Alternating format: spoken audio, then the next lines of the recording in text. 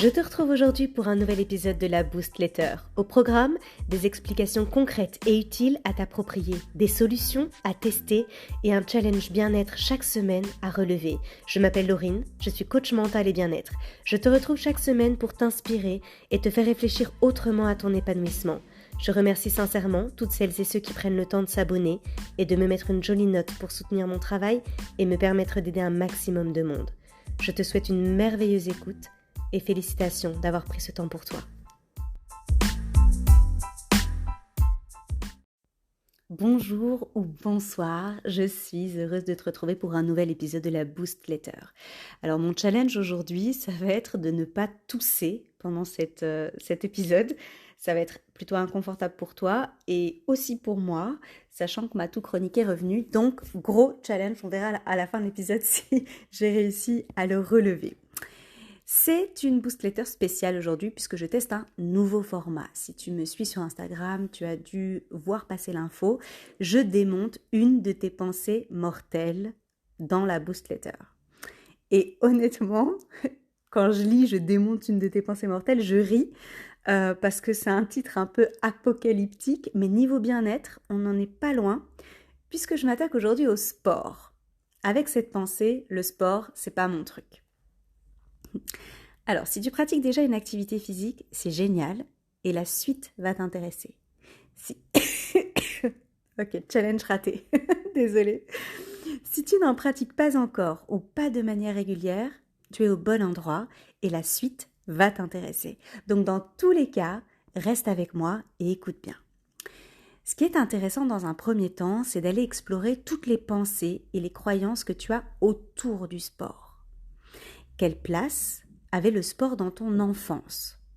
Est-ce que tes parents pratiquaient une activité physique? Et s'ils en pratiquaient une, est-ce que c'était en mode loisir, pendant les vacances ou pour se faire plaisir de temps en temps, ou est-ce que c'était de manière régulière? Est-ce que tu dirais que tu as grandi dans une famille sportive où la discipline régnait? Est-ce que tes parents t'ont incité à pratiquer un sport? Ou le sport que tu veux, ou un qu'ils ont choisi pour toi, mais est-ce qu'ils t'incitaient à pratiquer une activité physique? Comment est-ce que tu vivais les cours de sport à l'école? Est-ce que l'étape des vestiaires était une épreuve pour toi? Est-ce que le sport est associé à la perte ou à la prise de poids, par exemple, dans ton esprit?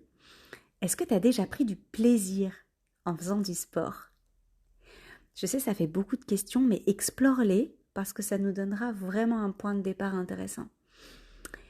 En tant qu'adulte, quelle hygiène de vie as-tu adoptée? Quelle place donnes-tu au sport? Qu'est-ce que tu as déjà testé ou envie de tester? Qu'est-ce que tu as conservé ou abandonné comme activité physique? Et je suis sûre que tu as des réponses pour toutes ces questions-là. Alors, retourne un peu en arrière si ça t'aide, mets sur pause et réfléchis. Parce que oui, tout compte.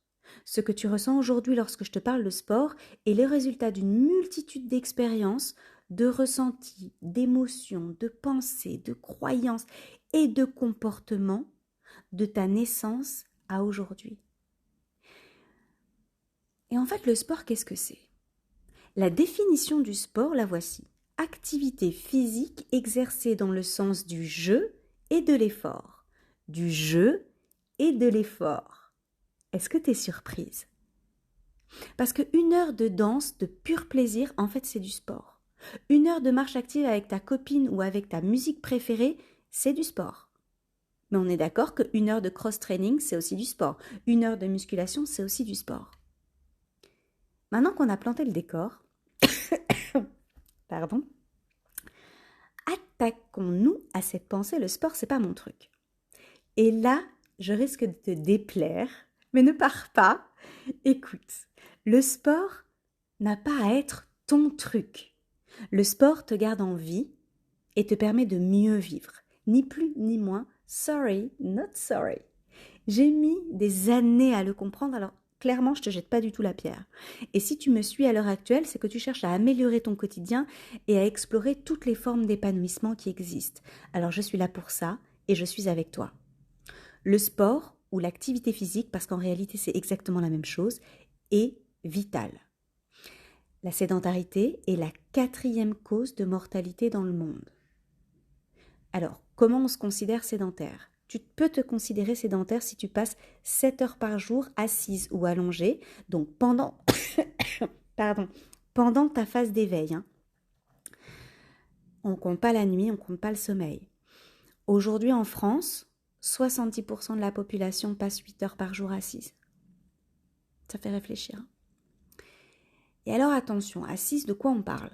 Assise à ton bureau, mais aussi dans ta voiture, dans les transports en commun, au cinéma, au théâtre, à un concert, sur ton canapé, à ton cours de peinture, chez la psy, avec ta coach, à un atelier bien-être, petite dédicace, auto-dédicace même. On pense immédiatement à une personne qui travaille à un bureau face à un écran.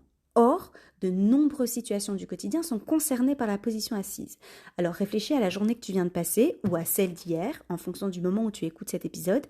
À ton avis, combien d'heures as-tu passé assise? Je serais curieuse d'avoir la réponse. Il se passe quoi en réalité si je reste trop assise et que je ne bouge pas assez? C'est plutôt insidieux. Pardon. C'est plutôt insidieux. Au début, tu peux constater un mal de dos ou des douleurs à certains endroits de ton squelette. Je pense que ça te parle. Hein.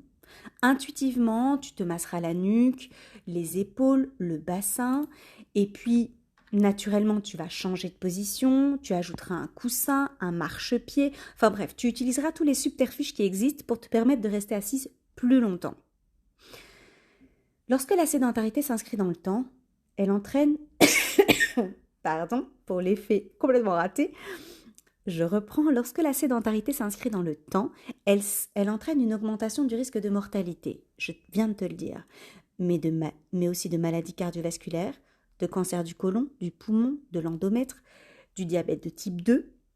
Elle peut aussi augmenter l'anxiété, la dépression et les troubles musculo-squelettiques.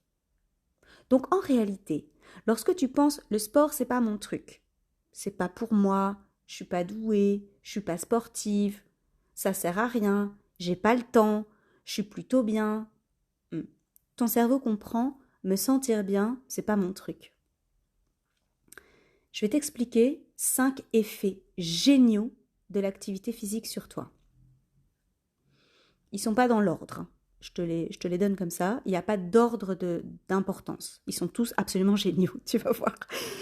Alors, en numéro 1, sans grande surprise pour moi, quand même, l'activité physique permet à ton cerveau de créer de nouveaux neurones, c'est ce qu'on appelle la neurogénèse, et de favoriser la plasticité cérébrale, c'est ce qui te permet d'avoir un cerveau vif. Ça a un impact direct sur ta mémoire, ton attention, ta concentration et ta vivacité d'esprit. En deuxième position, l'activité physique permet à la lymphe de circuler. La lymphe, c'est ce liquide un peu jaune comme du beurre qui a besoin d'être chauffé pour s'évacuer. Et donc l'activité physique va réchauffer la lymphe et va lui permettre de circuler. La lymphe, elle élimine les déchets et les toxines de ton corps. Personne n'a envie d'avoir un corps poubelle, n'est-ce pas?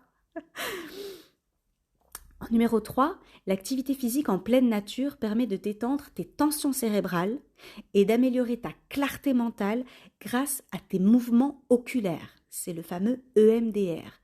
Ça a un impact direct sur ta productivité et ton apaisement mental. Désolée pour cette toux, je suis vraiment désolée. En numéro 4, l'activité physique déclenche en toi la libération de dopamine et d'endorphine. Ce sont des hormones. Elles ont un impact direct sur ta motivation, sur ton estime personnelle, sur ta confiance en soi et sur le ressenti de tes douleurs.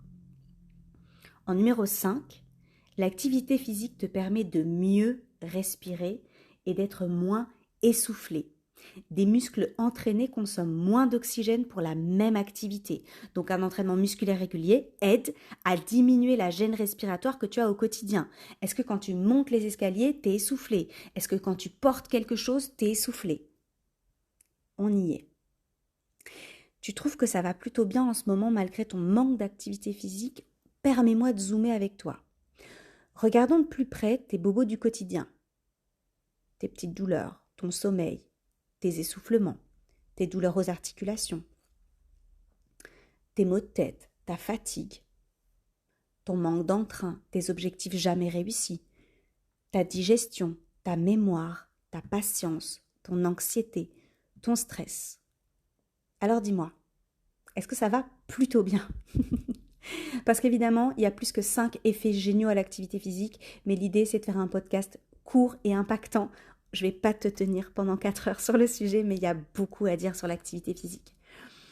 Normalement, à ce stade-là, tu dois te dire « Waouh, mais je m'y mets tout de suite !» Alors dis-moi, est-ce que c'est ce que tu te dis? Mais minute papillon, ne brusque pas ton cerveau, sinon tu vas abandonner au bout de 3 jours. Et c'est pas du tout l'objectif qu'on vise. En réalité, on vise le long terme pour vivre mieux au quotidien, dès maintenant. Il y a 2 manières d'être active, soit par les mouvements du quotidien, soit par les séances de sport, et je décrypte avec toi. Comment introduire plus de mouvements actifs dans tes journées? Alors, pour rompre avec la position assise prolongée, donc c'est celle qui est dégueulasse, c'est la sédentarité, tu peux par exemple faire quelques minutes de marche et d'étirement au moins toutes les heures, que ce soit au travail ou en télétravail, à l'école ou à la maison. Mets un rappel discret sur ton téléphone. Moi, j'en ai un pour boire. Si tu me suis depuis un certain temps, tu le sais. Tu peux faire exactement la même chose pour te dire « Ah, ça fait 1 heure, ok, je me lève, je m'étire, je fais quelques pas. » Tu peux également favoriser tes déplacements lorsque tu travailles. Tu peux téléphoner en marchant, tu peux utiliser si possible des postes de travail actifs avec des tapis de marche ou des bureaux debout. Tu peux mettre la photocopieuse ou la machine à café ou à thé au fond d'un couloir pour t'obliger à te mettre en mouvement.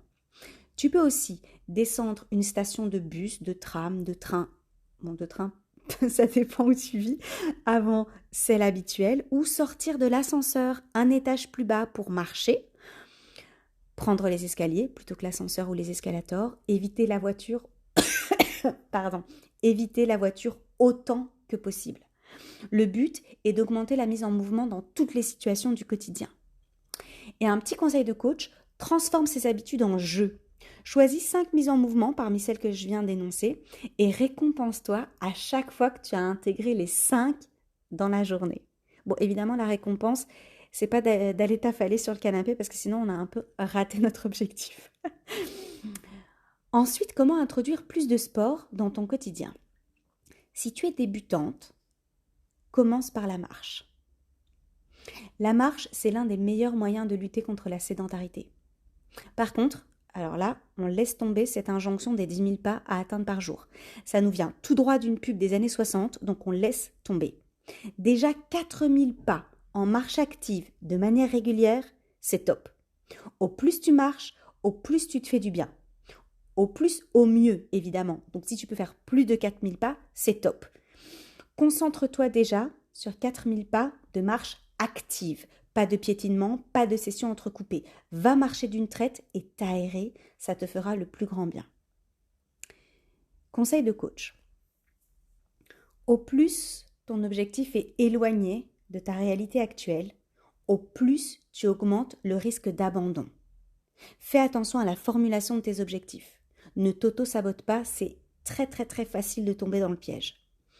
Ensuite, si tu es fatigué, blessé ou débordé, je te déconseille vivement d'arrêter une activité, mais toujours de l'adapter. Tu diminues la durée, l'intensité, le nombre de répétitions, ce que tu veux, tu l'adaptes. Arrêter a beaucoup plus d'impact contraignant sur toi que l'adaptation. Aide ton cerveau, aide ton corps et ils te le rendront. Alors je te défie d'augmenter ta mise en mouvement à travers de nouveaux comportements dans ton quotidien. J'ai essayé de ne pas tousser, je pense que ça s'est entendu. Et l'intégration de séances de sport régulières. Alors là, tout de suite, tu me détestes. Et je le comprends. Et je l'accepte. Mais tu me remercieras plus tard. Je te laisse sur un sourire et te dis à très vite. Bisous boost. Et merci beaucoup d'avoir supporté ma toux.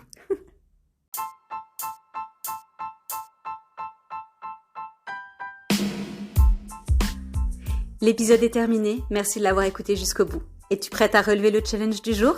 À toi de jouer. Et n'oublie pas de me mettre une jolie note pour soutenir mon travail et faire vivre mon podcast. Partage-le à tout ton monde. Tu n'imagines pas à quel point il peut être utile pour un de tes proches. Toute mon actualité se trouve sur mon site internet coachinglaurine.com. J'ai hâte de te retrouver la semaine prochaine. Je te souhaite une belle nuit ou une magnifique journée. Prends soin de toi. À très vite.